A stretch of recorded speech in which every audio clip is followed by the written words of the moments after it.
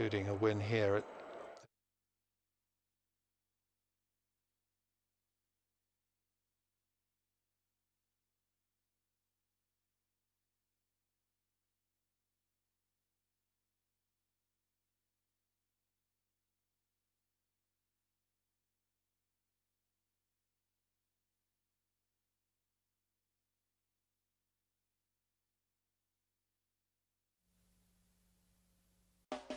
This is the OTB Television Network, a service of Capital District Off-Track Betting.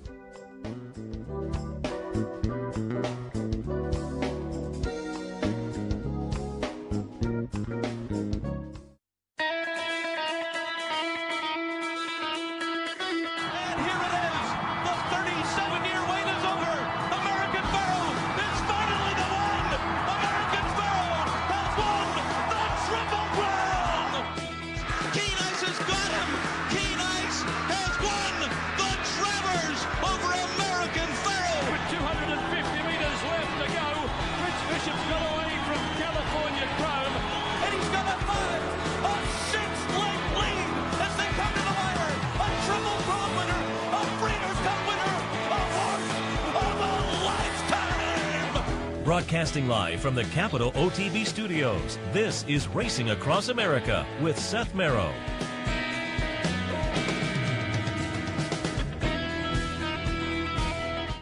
Morning and welcome to Racing Across America on this Sunday morning. I'm Seth Merrow.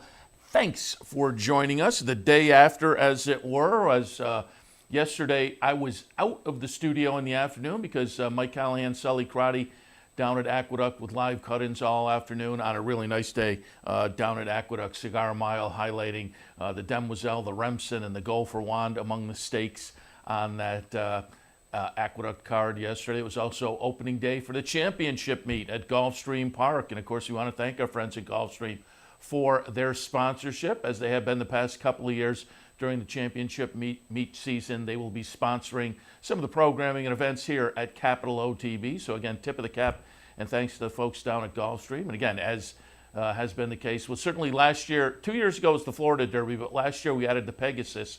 We will again be headed down for some live coverage of those events down at Gulfstream this year. So looking forward to that. But again, yesterday we had the live coverage of the Cigar Mile and some of the stakes at Aqueduct. And towards the end of this edition of Racing Across America, we'll be joined by Dave Grenig from the Daily Racing Form. Dave, of course, the New York correspondent for the Racing Form, and we'll get some of his thoughts on that New York Stakes action yesterday. We'll kick off the show doing some stakes recaps from other venues, and a little bit later on give some handicapping ideas for this afternoon. Of course, I'm looking at the clock, a couple hours be in with OTB Live on this Sunday afternoon as well. But we'll try to give you some thoughts here on the morning edition also. Do want to alert you to some of the events and promos coming up here at Capital OTB. Today, it's a Sunday. That means an NFL Sunday here at the Clubhouse Racebook. If you like NFL football, and who doesn't? Well, me maybe as a Jets fan, but that's beside the point. If you're a football fan, swing on down, watch all the racing action and all the football action, all the NFL Sundays during the season here at the Clubhouse Racebook, 711 Central Avenue in Albany. Coming up Friday, there'll be a NYRA Pick 4 and a match bet promotion here at the Clubhouse Racebook. Again, 711 Central Avenue in Albany. And don't forget, if you've been jumping in monthly to that Road to Vegas contest, this month's edition, the December edition, comes up next Saturday, December 8th. So again, and even if you haven't been jumping in, jump in on this one, get a chance to get sent to the big contest down in Las Vegas with $1 million up for grabs, the NHC. And there's another road trip for us. We're this year adding that to our road trip schedule. We'll be out in Vegas for some live coverage of the NHC. Should be fun. Our buddy Steve Bick, of course, does a great job with his radio show out there every year. I say every year. Boy, a radio show of a handicapping contest. How much fun could that be? But it's a lot of fun every year. We'll be out there. It sounds like so much fun. I'm looking forward to it. Typically, there's a group of people from somewhere in, a 60-mile radius of the Capital District. And, of course, this year we will have the winner of the Road to Vegas contest. So there will be some local rooting interest as well. And we'll touch on all of that when we're out there I think early February is the NHC this year out in Vegas. And again, we're going to be headed out, looking forward to that. All right, why don't we jump in with some of the stakes action yesterday. And of course, it's that time of year where the Derby season is rolling down, but there have been a few over the past few weeks. Zia Park had a Derby. That was a dirt race, but out at Del Mar yesterday, the Hollywood Derby. I talked a little bit about it on Friday before I stepped out. Again, this is a subdivision I find a lot of fun every year, the 3-year-olds on the turf. And as it was a chance for 3-year-olds to face off in their own age division one more time for a pretty good purse, $300,000. The Hollywood Derby yesterday drew a field of 13. There was one scratch, California Gold Rush. There was originally a field of 14 scheduled. With the scratch, the field of 13 ran. When I talked about the race on Friday, I said I liked River Boyne coming out of the Twilight Derby win over at Santa Anita, but Raging Bull from Chad Brown right underneath. And then in the third spot, I put Carrick, the Tom Morley runner who won the Secretariat earlier this year and then came back. A little bit disappointing in the Turf Classic. Carrick winds up, fifth, so maybe a little bit disappointing again. But the other two I like, River Boyne and Raging Bull, will wind up 1-2 in here, just in flip-flopped order from the way I had them. Raging Bull, the number 6 horse, wins, and the betting public had it right. They made the Chad Brown trainee, Chad Brown, Peter Brandt. You can see the Brandt colors there on the outside. They made that one the 9-5 favorite at 7-2. River Boyne, the number 4 horse, had the lead coming into the stretch, but could not hold off the charging Raging Bull. Instilled Regard runs third, notable because that was another Chad Brown. So first and third for Mr. Brown. Prince Earl runs fourth in there.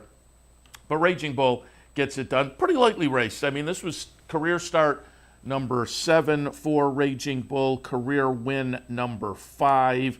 You may remember Raging Bull from a couple of stakes wins earlier this year at Saratoga, won the Hall of Fame, won the Saranac, then kind of disappointed on the move down to Belmont in the Hill Prince last time, ran 6th, but rebounded pretty nicely Saturday in the Hollywood Derby out at Del Mar.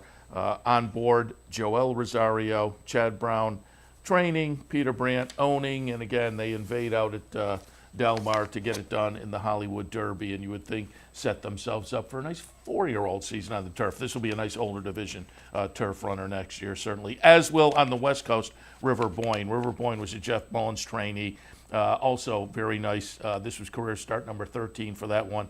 Had won 6, now 3 seconds and a third. Had shown a little bit of ability at Del Mar this summer, winning a stake and running third in the Del Mar Derby.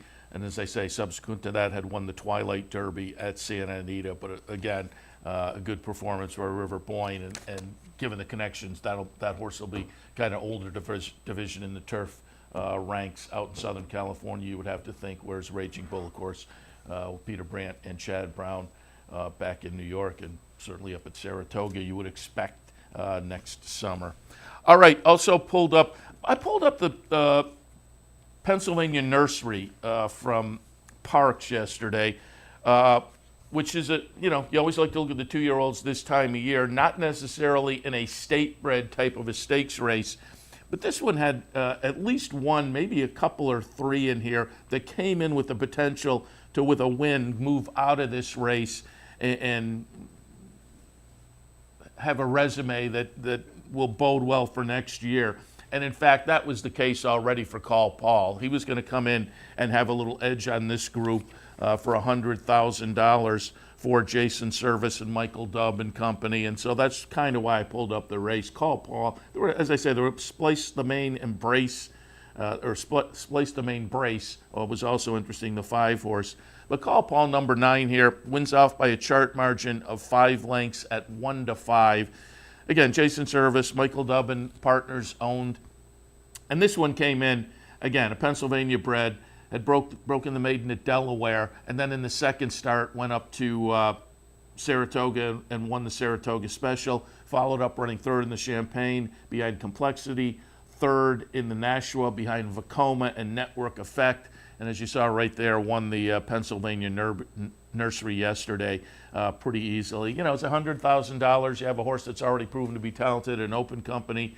Just seems like why not go down and grab the money, and that's exactly what they did. So it was a nice performance by Call Paul. Again, it's a state-bred restricted $100,000 stakes race, but Call Paul came in with some credentials already, and with a good performance would leave with continued nice credentials as the calendar page turns in about a month to become 3-year-olds. This will be another one to watch and see what they do moving forward. So far, has not gone beyond one turn. Now, has had a couple of mile races, obviously, in the Champaign and the Nashua, but they were both one-turn miles, and the Pennsylvania Nursery yesterday was 7 furlongs. First couple of races, 5.5 and 6.5. So we'll have to see. By Frisian Fire out of a Forestry Mare. We'll have to see what they decide to do next year. And again, if you have a 3-year-old that shows a little bit of talent, certainly sometime in the first 3 months or 4 months of the year, you usually take that experiment around 2 turns, but sometimes connections kind of realize what they have and stick with what the horse does well. But with only the limited number of starts underneath, you'd have to think they'll try 2 turns at some point going forward. But we'll keep our eyes on Call Paul off the nice win again yesterday. Picks up a quick $100,000 or the winning share of $100,000 in the Pennsylvania Nursery yesterday. Wanted to also show the 2 stakes from Tampa. Just because we're kind of early in the meet down at Tampa, and stakes like this can play into stakes action a little bit later on in the meet as well, or produce some runners that maybe go cross-state to try some stakes action. There were a couple of kind of fun little stakes at Tampa yesterday. The Turf Dash was up first fairly early in the program. Favorite was 3-5, number 9, Vision Perfect, and that one gets it done under Antonio Gallardo. Came in off the Breeders' Cup Turf Sprint, so, you get a Breeders' Cup runner showing up in December down in Tampa. Obviously, is going to take a lot of action. And this one was only 18-1 in the Breeders' Cup Turf Sprint. Came out of a close-up second-place finish in the Turf Monster at Parks. And again, went off the 3-5 yesterday and got it done at Tampa in the Turf Dash. Running second was Tricks to Do, the number 1 horse. Lightly raced for Arnaud Delacour and hadn't been seen since a third in the Hutchison last year. Dan Santino was riding that one. So that was a good comeback race, not having been seen since March. So Tricks to Do for Lyell and Arnaud Delacour. This is another one. It'll be interesting to see what they do with this horse. And again, I'm talking about the second-place finisher now because, again, it was a good second off a long layoff. Came in with only 5 starts, but a couple of wins. One of those, a stake at Tampa about this time last year on the dirt. Then goes cross-state and wins and runs 4th in the Swale behind Strike Power, and a 3rd in that Hutchison in March. Off since then. So they come back in the Turf Sprint stake at Tampa yesterday.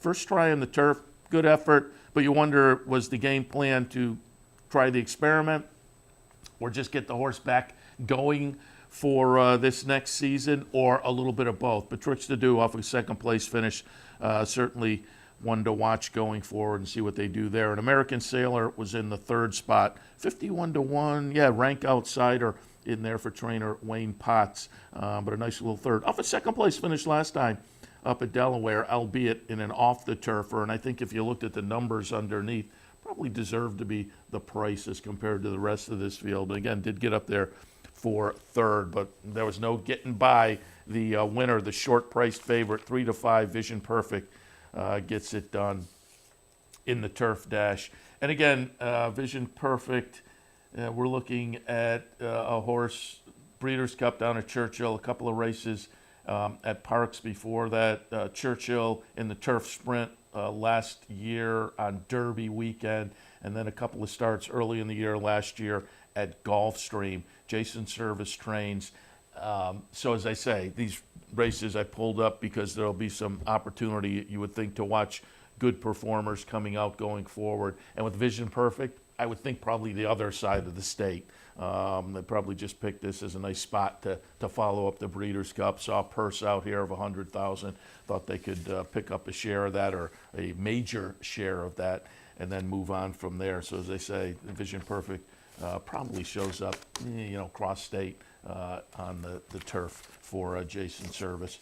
All right, and the other stake yesterday at Tampa was the Lightning City. It was also a turf sprint. This one for the Phillies and Mayors. A little bit more of an upset in this one as number one, Ms. Mayhem wins for Eddie Pliza.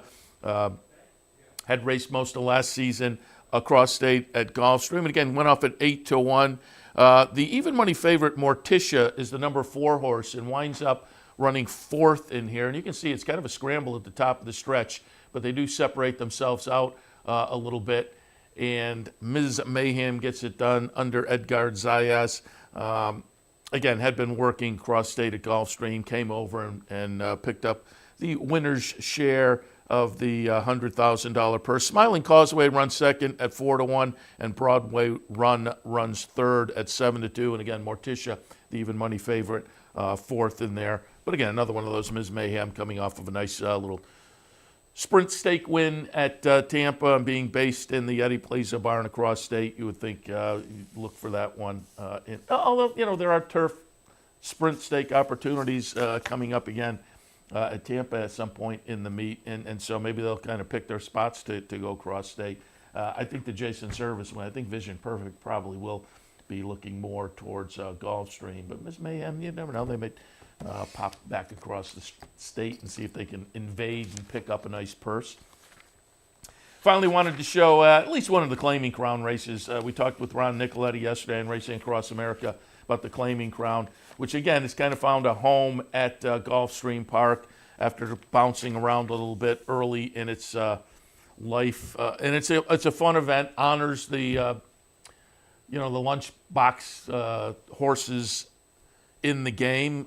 They have to have started for claiming prices, and the interesting part about handicapping is looking for the ones who have since going for the claiming tag that got them eligible for these races, have moved forward and become nice stakes performers, and that's kind of the case with Aztec Sense. August of 2017 was the last time the horse was in for a tag, but that got the horse in with the conditions. And the Claiming Crown Jewel was the highlight of the day yesterday. A couple $1,000s up for grabs, and Aztec Sense was the number 6 horse in here. Came out of the Pennsylvania Derby Championship, a nice win there, and just looked logical for George Navarro. And Aztec Sense, again, the number 6 horse, 3-2 favorite, gets it done. Number 1, Rich Daddy at 10-1, runs second, and running third, number 9, Zulu at 9-1. But again, it just looked like with the class over the past few starts, a couple of stakes wins at Parks for Aztec Sense, that would be the one to beat. Now, that said, it was a nice little duel there with Rich Daddy. The margin, a neck. Rich Daddy in for Eddie Keneally off an optional claiming second place finish last time at Churchill Downs. Before that, a close-up second at Keeneland. So again, there was some nice venue class from that one as well. But again, it was a nice day with the Claiming Crown really throughout the card yesterday. A series of those Claiming Crown Stakes races highlighting opening day at Gulfstream Park. And again, the championship meet now off and running, always fun.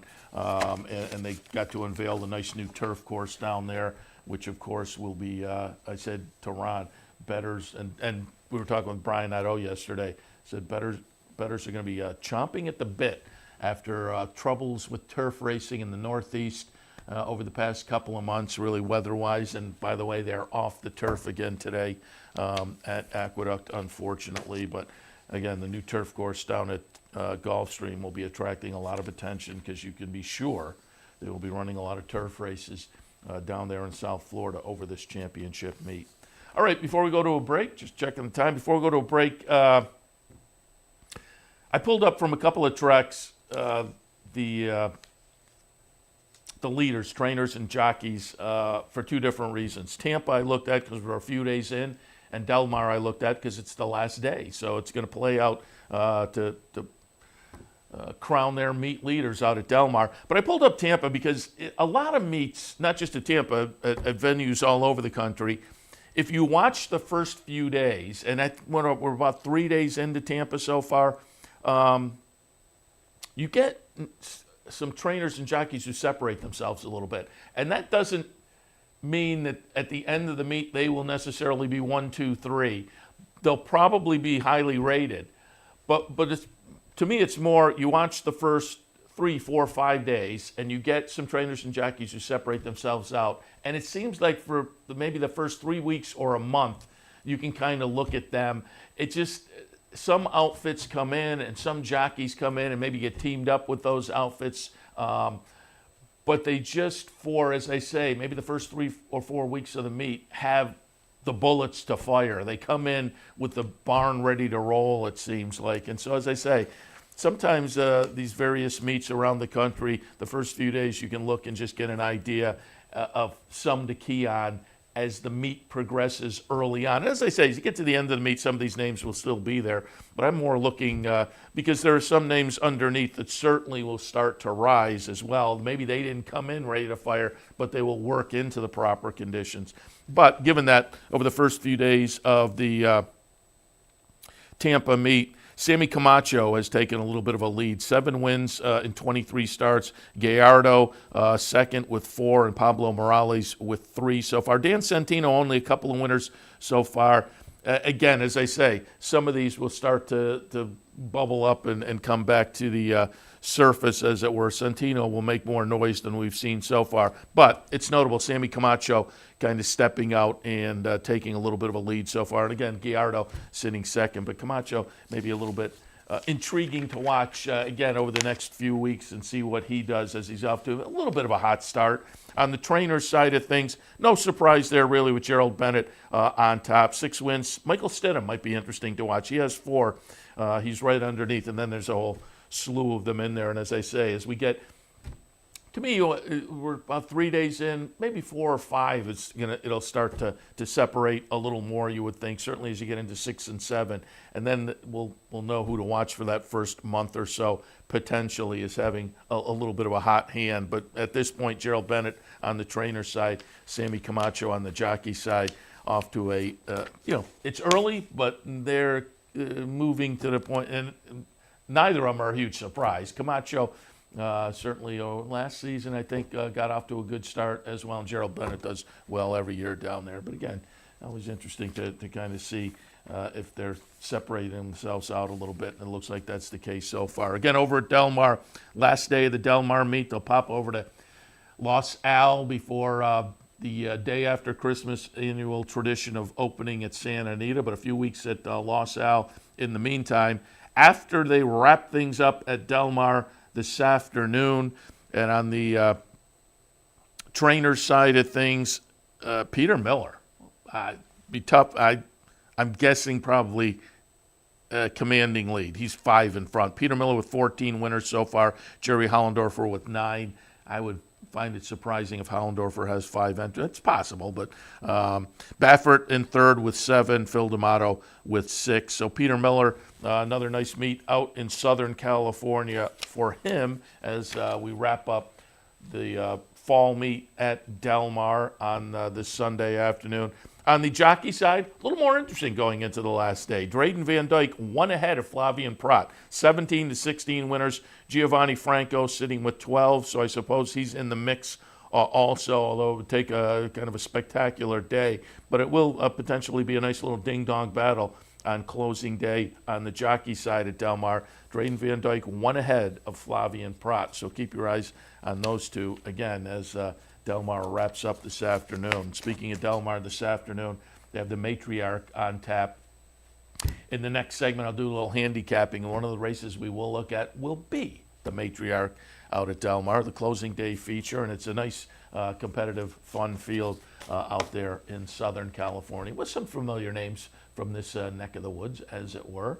And we'll do all of that right after this. Again, a little bit later on, Dave Grenning from the Racing Forum. We'll talk stakes action from the Big A yesterday with Dave, but before that, we'll do some handicapping. But all of that is coming up right after this. Stay tuned.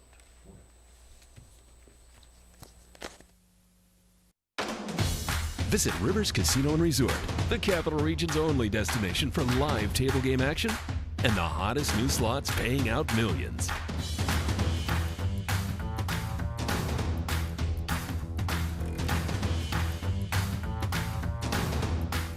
and they're off. Horse betting is now at Rivers Casino and Resort with Capital off-track betting terminals and live tellers located just off the gaming floor at Van Slyck's. Get in on all the action at Rivers Casino and Resort. What if there was a way to become a better horse player, to have a better knowledge of the game, to be more successful? What if there were a way to take what you've learned, what you know, and make better decisions, better choices, to know how to connect the dots? In horse racing, knowledge is a powerful tool, but not the only tool. Race results and replays, past performances and live streaming, wagering from all your digital devices. These too are important tools, and you'll find them all right here at Capital OTB. Capital OTB. Become a better horse player.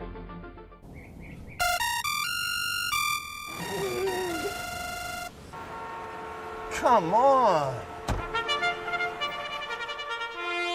I want sales reports on my desk by Monday. Whoops. My bad. Love racing?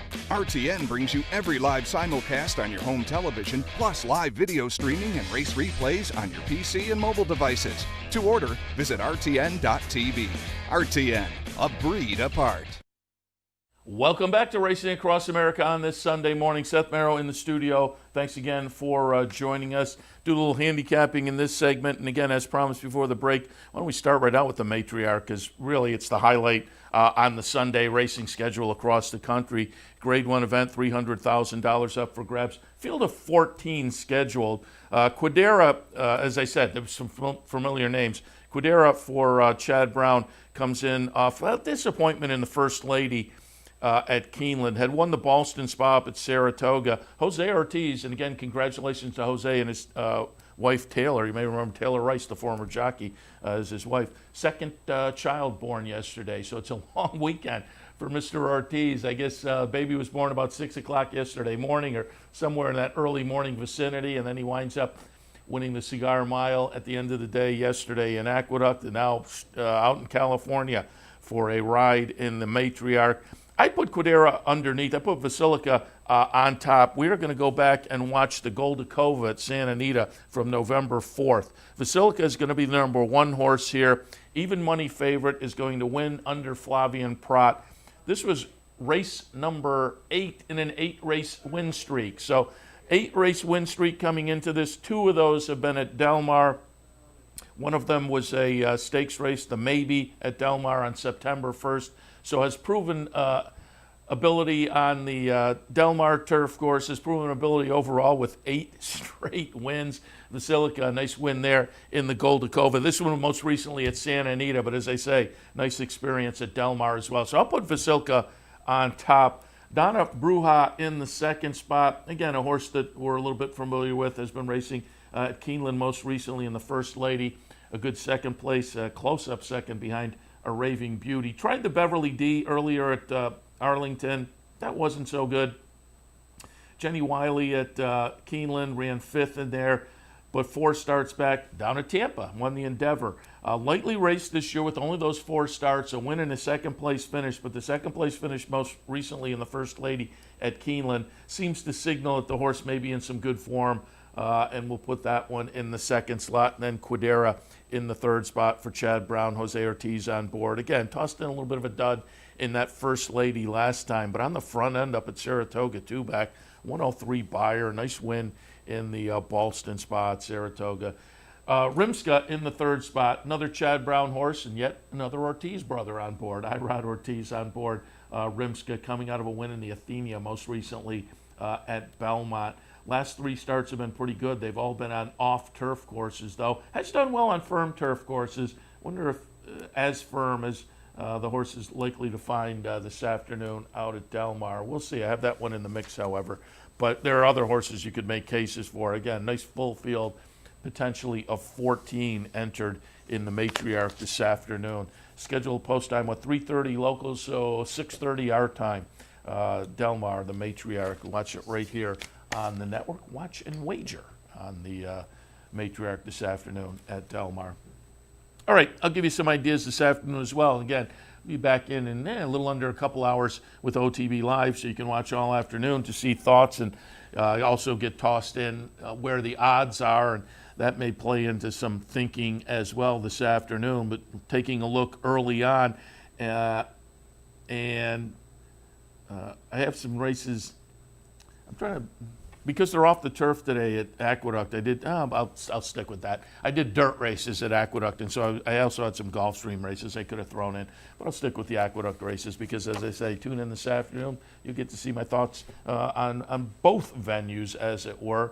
But again, they're off the turf today at Aqueduct, so I stuck with some dirt races. The first one I pulled up, only six in the field in the third race. A 35 to 40 claimer going a mile. But I thought Gravitating was interesting, and I have a 3-1, 5 and 2 Gravitating down in the third spot, but at 8 to 1 may be interesting. I put Analyze the Odds on top. Jason Service trainee had been facing State Bred Stakes Company a little bit earlier this year, late spring, early summer. Last time out, tried 40 claimers here at Aqueduct and won nicely. So comes right back in a pretty similar event. Why not right back into a good winning spot? Rudy Rodriguez has Transistor. This one went in an conditional claimer last time at the 35 level here at Aqueduct, going a mile on a muddy track. Goes for a plain vanilla 40 today, so class-wise maybe moves up a little bit. But I thought the last number and some numbers underneath were good enough to put Transistor in. But again, Gravitating is interesting to me because take a look at the two starts on the Aqueduct main track and the two starts that are showing up on the page here, and they're the only two starts this horse has made at Aqueduct. But I thought number-wise they were pretty good and fit with this bunch. Now, one was an okay second just about a year ago, and one was just a few weeks ago, and it was more of a disappointing fifth. But again, the number for both of them in the mid-70s, which I think fits pretty well with this field. The best effort by Analyze the Odds probably moves that one to the top spot. But if that horse doesn't necessarily toss a best effort and we get one of those nice mid-70 or maybe a little bit higher efforts from Gravitating, to me that horse may be a little bit of a player again at an 8 to 1 morning line price. So in race number 3 at Aqueduct, 3-1, 5 and 2, and we'll take a look at what the 5 goes off at as they head towards the gate. Fifth race at Aqueduct today, State Bred Maiden Specials going 6.5. I went 11, 2, 7 and 5. I put Flush on top. Kieran McLaughlin, who just seems to be on a little roll over the past few days, and sometimes these barns get going and you want to jump on before you lose some prices. But Flush, first-time starter. Kieran seems to be going on a little bit of a roll, and this one by Violence. And if you watch enough, you know I like Violence as a sire of win early or first out types like this. 9 to 2 on the morning line. Rajiv on board. He's riding very well recently also. So Flush, interesting to me in that fifth at Gulfstream. Second slot, Midnight's all right. Of those that have run, certainly this one is very promising. Career debut at Monmouth was a fourth, and then they got ambitious and tried a State Bred Stakes race in the second career start. We had an okay third. Back into Maiden Special Company in the last two second-place finishes, but with numbers that really stack up nicely with this group. So Midnight's all right. Jason Service, Michael Dubb and company, probably the one to beat. And in the third spot, another lightly raced horse, but with some breeding that says win early, Shelly Ann, Jimmy Jerkins trainee, who tossed in, I would label it a dud in the career debut. But Jerkins horses often improve in the second start. Warriors Reward on top stands out to me. And that debut effort was a stakes race. You got to like the confidence they had. Didn't live up to it, but at least you got to respect the confidence they had in the horse. 8 to 1 on the morning line. Shelly Ann could be interesting in that fifth. So race number 5 at Aqueduct, 11, 2, 7, and 5. And over in the 8th race at Aqueduct on Sunday afternoon, State Bred Maiden 25 claimers going 6.5 furlongs. I went 2, 3, 5, and 4. I put Zecca on top. Bruce Levine, Javier Castellano on board. He was on board last time for a close-up, a near-miss third-place finish. That was at the end of a streak that saw 3 second-place finishes. So been knocking at the door, all at this 25 maiden claiming level. We'll give that one more chance. Now, you can't get excited about these horses that have had 11 tries and haven't gotten it done. And knocking at the door is A, good, and B, not so good, because they're right there, they're in the mix, they're firing, and they're being competitive, but you also wonder if maybe they're a little camera shy. But this is one of those, as I look at the complexion of the rest of the field and what some of these horses are firing as far as buyer numbers, maybe Zeka has found the proper field. Promise Me Roses in the second spot. First off, the claim for Robertino Diodoro, and that stood out to me. Numbers, they're kind of competitive with Zeka, maybe a point or two when we're looking at the best numbers, point or two a little light. But again, you would expect, first off, the claim for Diodoro, the possibility is there to get those 2 or 3 points moving forward. And Got the Gist in the third spot. Hasn't been seen since about this time last year. That's the concern. There were some very good races number-wise in 2017. Most of those were on the turf, however. The last race was a dud, now a long layoff, comes back for a reduced level. There's some question marks, but there's just enough there that I couldn't really leave Got the Gist out of the mix. In the 8th at Aqueduct, 2, 3, 5, and 4. All right, that takes us to our next break. When we come back, we'll shift our attention back to New York, the Big A on Cigar Mile Day yesterday. We'll recap stakes action from Aqueduct with Dave Grenig from the Daily Racing Forum. All of that right after this. Stay tuned. Dirty windows? Don't do it yourself. Call Clean Image, your window cleaning professionals, and enhance the look of your business or home without the worry. Clean Image pledges nothing less than 100% customer satisfaction. It's guaranteed. Homes, offices, bed and breakfast, vacation homes, and more. Clean Image has cleaned them all. Carpet and floor cleaning, pressure washing, and janitorial services are also available. Call today, 446-1397. That's 446-1397. Online at clean-image.net. But Game On Dude is just battling them all off. Game On Dude has the lead. Here's Drosselmeyer out of the clouds. Drosselmeyer from nowhere. And Drosselmeyer and Mike Smith have beaten Chantel Sutherland on Game On Dude. Not at the track and not near a computer? No problem. Wager with Capital OTB's Touch-Tone Wagering System and you'll never get shut out again. Capital OTB's Touch-Tone Wagering System is quick, simple to use, and guarantees your wagers are accurate and placed on time. For more information, visit CapitalOTB.com or call Capital OTB's customer service hotline at 800-292-BETS. Capital OTB's Touch-Tone Wagering System. Never get shut out again. Here in upstate New York, no one provides bettors with more wagering options than Capital OTB. Our network of branch and easy bet locations stretches from the mid-Hudson Valley all the way to the Canadian border and west to central New York. So whether you need to place a bet, fund your Capital Bets account, or watch the next big race, all the action is just around the corner. A full list of our branch and easy bet locations can be found online at CapitalOTB.com. Capital OTB, the better and most convenient choice for wagering in upstate New York. Welcome back to Racing Across America. As promised before the break, always happy to be joined by Dave Grenig, New York correspondent for the Daily Racing Forum. You can find his work at drf.com or pick up the hard copy, and also you'll see his Twitter feed address coming up on the screen during the interview as well. You can check him out there. Dave, good morning. Morning, Seth. How are you? Very good. Happy to have you on board after a big day down at Aqueduct, and we'll talk about that. Before we do that, just a little update on today, though, as I understand it, off the turf today? Yeah, it's been raining. It's still lightly raining now, but the damage was done overnight. We had some hefty rain, so there were 2 races scheduled. The second and the fourth will be moved to the main track at a mile, and I got to think that we're pretty close to the end, if not the end, of turf racing or attempted turf racing. I know we don't run again until Friday. I know that there's one in the book Friday, Saturday, in the condition book Friday, Saturday, Sunday. The weather looks dry, but it's cold later in the week, and that sort of forced some races off the grass earlier. So I wouldn't bank on any more turf racing. Yeah, it has just been brutal, really since the end of Saratoga. It's been very rough weather-wise and rough for folks to handicap and whatnot. But that time of year also, it just doesn't get a chance to kind of dry out.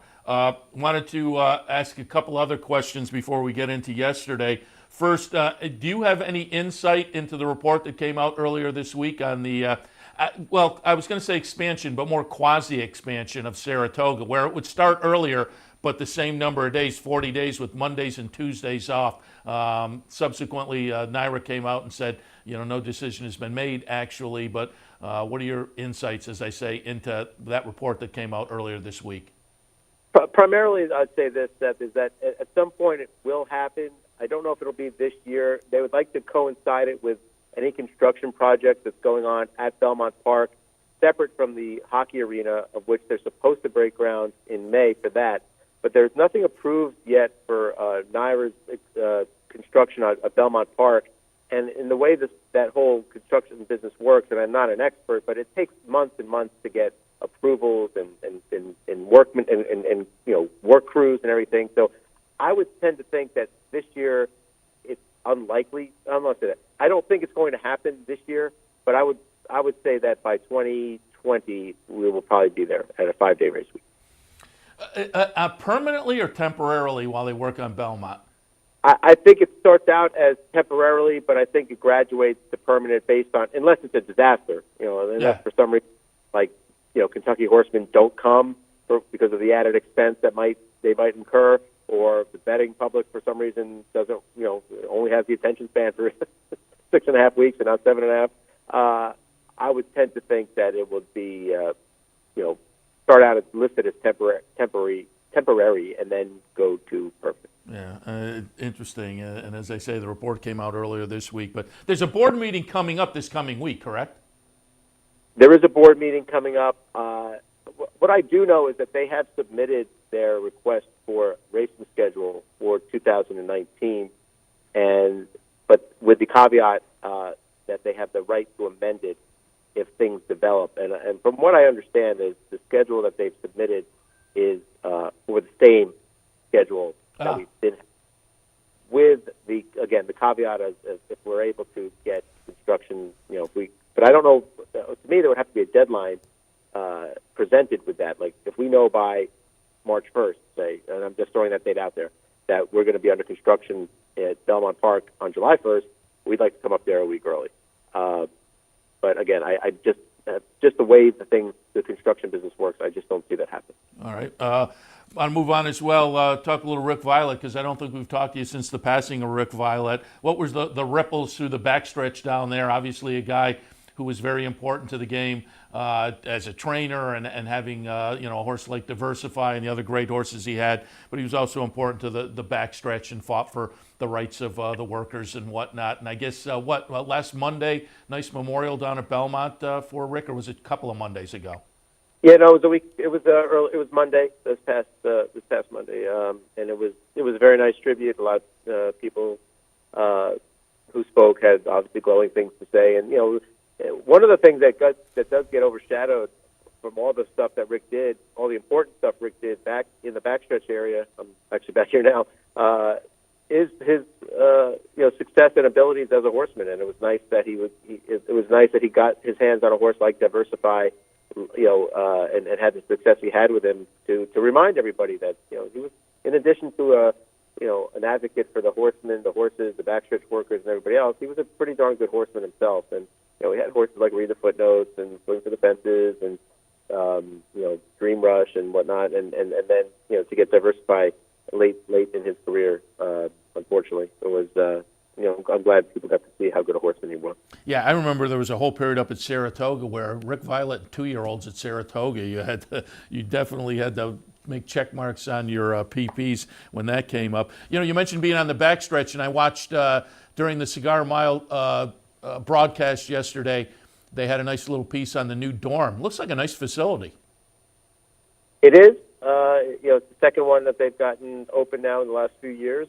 And it's a much better place than some of the older rundown cottages that they've had here. So it's good for the backstretch workers. We've actually had some conversations with all the issues that are facing horsemen in New York, that they probably need to build something for similar to Palm Meadows for guys who want to ship in from out of town and put in assistant trainers. And it'd be nice to see if they could come up with something like that. So it's a bit of an ambitious project, but something that that I think would actually help them. It's an investment in their business that I think would actually help them, although I'm told that they're not really thinking about it. Well, yeah, you look at, I talked to Ron Nicoletti yesterday. We were talking about the nice full fields they have down there, and I think a lot of that plays into Palm Meadows and Palm Beach Downs and the extra stalls they have and whatnot. So certainly something that I think would be beneficial to the game as a whole, as well as the backstretch workers. Let's, just before we get to yesterday's stakes, one more topic. John Velasquez passes 6,000, and it was interesting. Frank Miramati noted it in the call, how appropriate does it with the Todd Pletcher horse. Yeah, it was appropriate. I think that was, by my numbers, 1,750 of his 6,000 wins have come for Pletcher. It's it is one of those. It might be the Lennon and McCartney team of horse racing. They've had a lot of hits, and it was sort of appropriate. It may have taken Johnny a tad longer than he was hoping for, because we all started. As you get within 5 or 4, you start writing about it, and of course, he went on and took an 0 for 21, and then a bunch of seconds and thirds. He actually said afterwards, and I didn't use this in the story, that he thought that first-time starter that he rode for George Weaver, a horse he had worked in the morning several times, he thought that horse was going to get it done for him. And then, he got bothered late in the race, wound up finishing third. There was a little bit of controversy on whether, there should have been a DQ. It wouldn't have helped him. He wouldn't have won. But he actually thought he was going to get it the race before. But it was appropriate that he got it for Todd. And given the weather the last 4 months, it was probably appropriate that he got it in an off-the-turf race. That's right. And it doesn't ever seem to fail when those milestones come around. They get stuck like they hit that 5 away mark, no matter who the jockey or the trainer is, and it just takes a while for whatever reason, to get over the hump. I guess maybe it's just coincidental that we're all focused on it. But all right, let's get to some of the stakes action yesterday. Let's work our way back from the highlight. Cigar Mile. I like Coppertown. I put that one on top. I had Pattern Recognition right underneath. I will say Coppertown, the number 5 horse, winds up last in here, but got bumped out of the gate. And then if you watch the head-on, got squeezed a little bit, so was never into it. Maybe more surprising, number 1, Mendelssohn, went off as a favorite, and I've never been a fan. But that horse does not get out to the lead. Subsequently, number 8, Pattern Recognition, under Jose Ortiz, does get the lead and takes them all the way around. Now, this was a horse that got a late start to the career, but certainly has kind of validated the talent that they thought was underneath the hood there, so to speak, as he takes them, as I say, all the way around, and we're watching the stretch run, and winds up winning by a chart margin of 3/4. True Timber, I talked to Kieran yesterday for the show, and we talked a little bit about this horse. Nice run from True Timber, and Sunny Ridge runs third. Your thoughts on the Cigar Mile? Yeah, I don't think the race developed the way I thought it was. Wood Mendelssohn, I thought, and I'm in your camp, I'm not a big Mendelssohn fan, but I thought he would be on the bleed, and I thought it was really going to come down to who was going to press him, and I actually thought it would be Stan the Man, but Stan the Man stumbled, and as you mentioned, he bumped Coppertown pretty hard coming out of the gate, and I was actually thinking it was going to be Mendelssohn dueling with Stan the Man early, and it was Pattern Recognition getting clear. I thought him being posted on the outside was going to give Jose Ortiz a little bit of an edge to see how the race developed. And basically, Jose said, "I'm going to take over from here." His horse broke sharply, and he said, "Why take it away from him since that's his best weapon?" And see how it worked out, and it worked out just fine.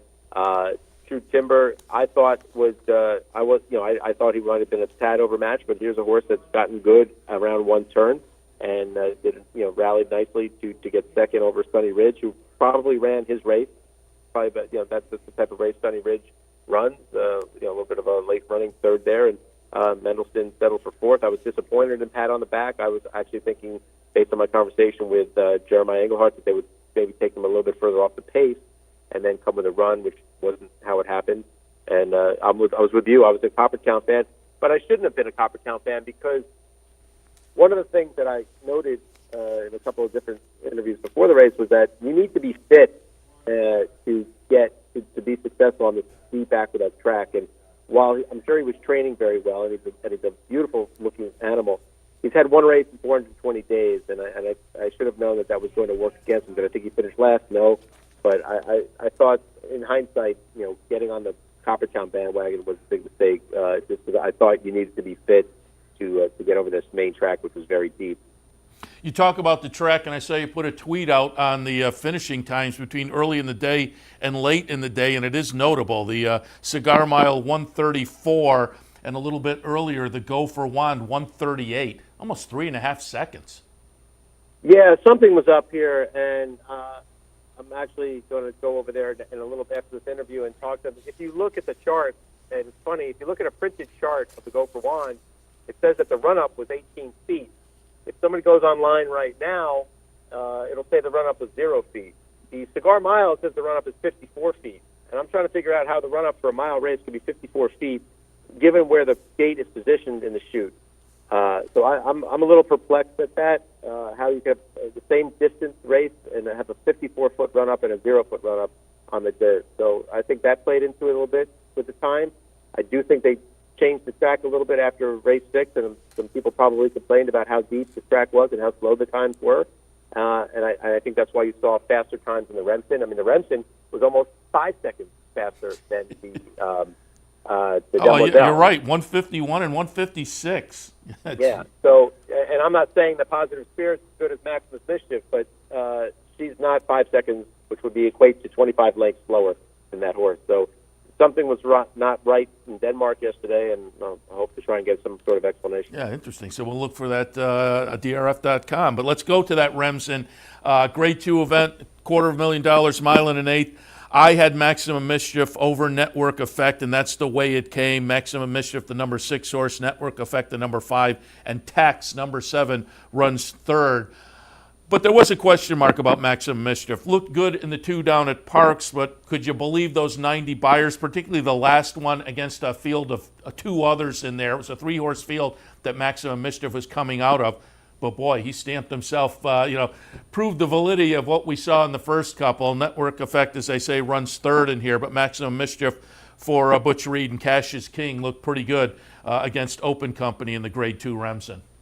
A very solid performance, and I was sort of in the camp of I wanted to see it outside of Parks and around 2 turns. I thought there was a lot of questions to answer for this horse, although I did not think, and I'm sure I don't think I'm offending anybody here, I don't think the Remsen was a very strong race. You've got 2 horses coming up from Florida on Tuesday, on a van after, it became known that Code of Honor wasn't going to run. But he did it the right way. He actually relaxed on the lead. He wasn't ranked, and I thought he was a bit ranked in his 7 furlong race. You look at him kind of bearing out a little bit early in that race. I thought he ran a solid effort. What he does do well, which will help him in these races and help him go longer, he runs the turns very well. And that's a very good trait to have. And if his mind continues to be, doesn't get bothered with horses around him early, and then he can spurt away from horses on the turn and still finish, I think it's a good trait to have. The track again was faster for this race than it was earlier in the day, but it was still a bit deep and tiring. And I just talked to Butch Reed before you called, and he said the horse was a little bit tired, but that's good. He's going to get something out of this race. He's got a mile and an eighth race under his belt going into his 3-year-old year. And, now he can plot out a schedule, which will be at Gulfstream Park.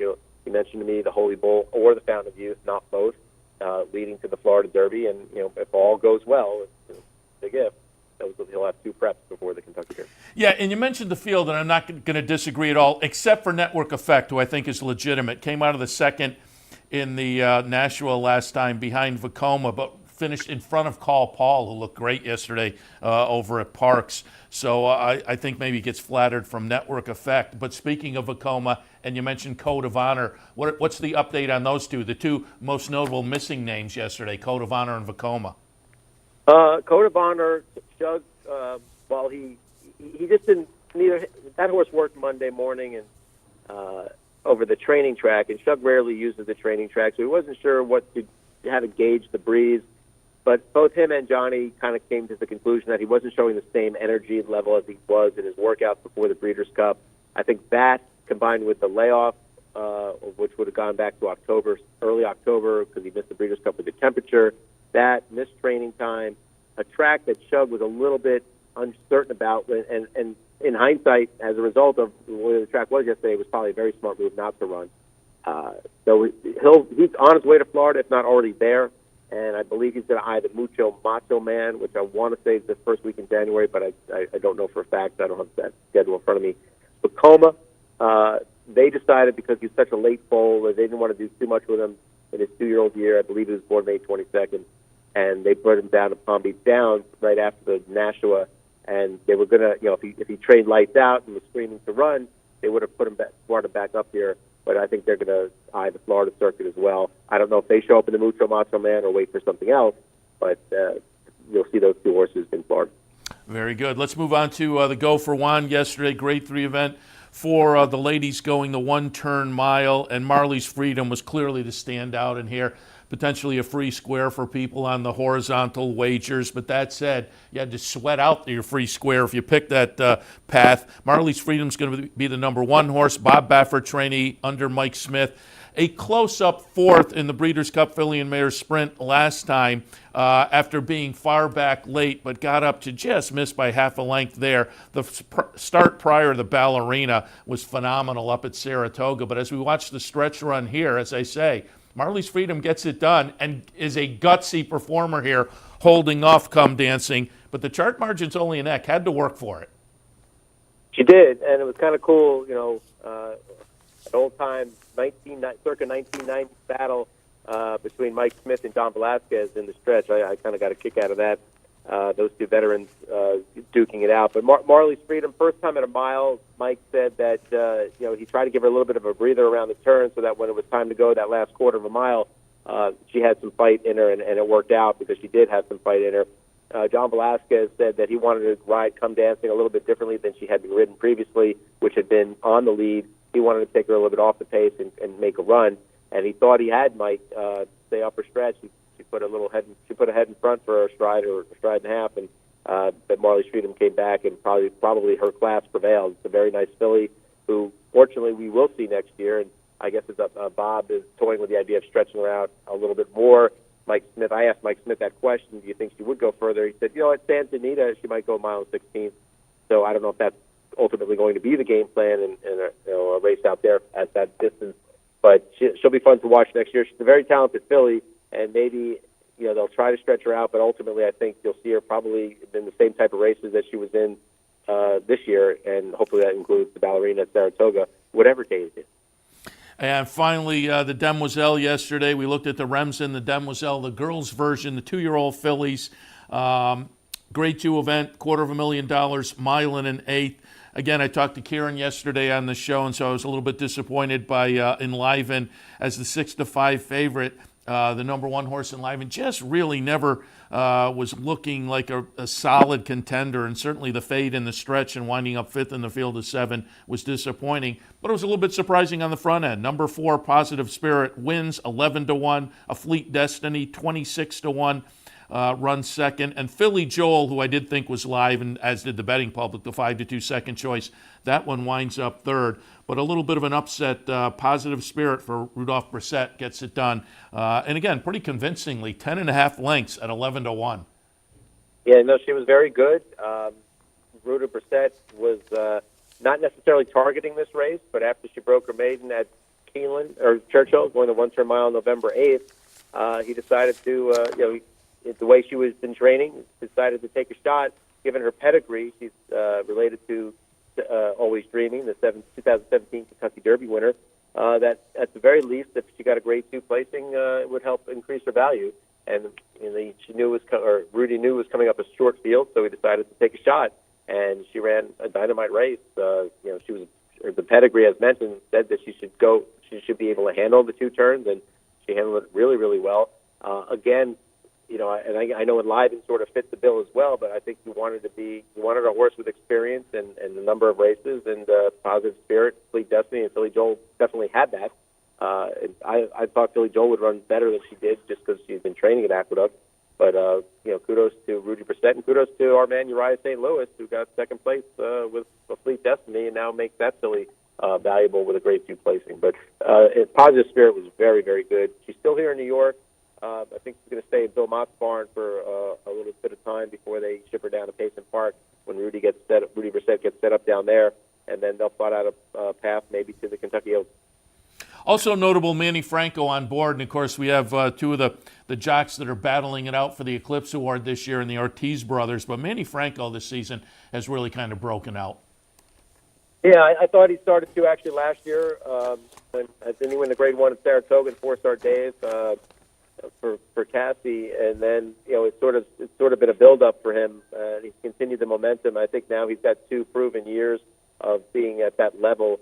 I believe he's going to stay here this winter, along with Jose Lezcano and Rajiv Mirage. And I think Manny's going to have a great winter, and we'll see if he can take it even to the next level. It's all about opportunity that you get, and I believe he's starting to make the most of that opportunity. And he's a very talented and a very good finisher, which I think you'll see a lot of. He'll be having a lot of 3 and potentially 4-win days during the winter at Aqueduct. Yeah, it'd be fun to watch and fun to read about as well when you cover that in the Racing Forum hard copy version or drf.com. But Dave, we always appreciate your taking the time to visit, and we'll talk again. Sounds good. And if we don't speak before then, I hope you and everybody upstate has a good holiday. Appreciate it. Same to you. Dave Grendig from the Daily Racing Forum. Again, you can find him, drf.com. Check out his Twitter feed as well. Be interesting to see what info he comes up with on those finishing times, which had a wide disparity with the 2 early stakes and the 2 late stakes yesterday at Aqueduct. All right, one more time. Let me run over promos, because Sunday means watch all the football action right here. Clubhouse Racebook this afternoon. Swing on by 711 Central Avenue in Albany for an NFL Football Sunday. Wear a jersey, you get in for free. Put your name on one of the squares, and potentially you can win a prize. That all happens here. Sundays during the NFL season, 711 Central Avenue in Albany. Also coming up on Friday, the NYRA Pick 4 and Match Bet promotion here at the Clubhouse Racebook. Swing on by and participate in that.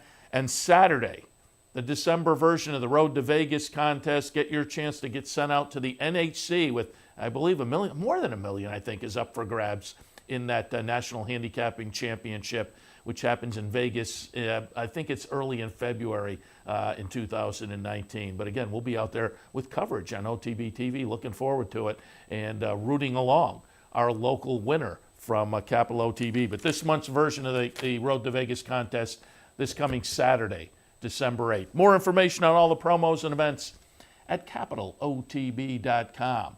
Again, want to thank our friends at Gulfstream. They are underway with the championship meet, which means they're sponsoring some of our programming and events. Thanks to them, Gulfstream Park, champions start here. All right, fun show this morning, Racing Across America after a fun day of racing yesterday with Cigar Mile Day in New York, opening day of the championship meet at Gulfstream. We will look in about an hour or so at Aqueduct and Gulfstream, as well as Fairgrounds and Saratoga Harness as well when OTB launches. Again, a little over an hour, so stay tuned for that. In the meantime, going to wrap it up for this edition of Racing Across America, and as noted, we'll see you in about an hour.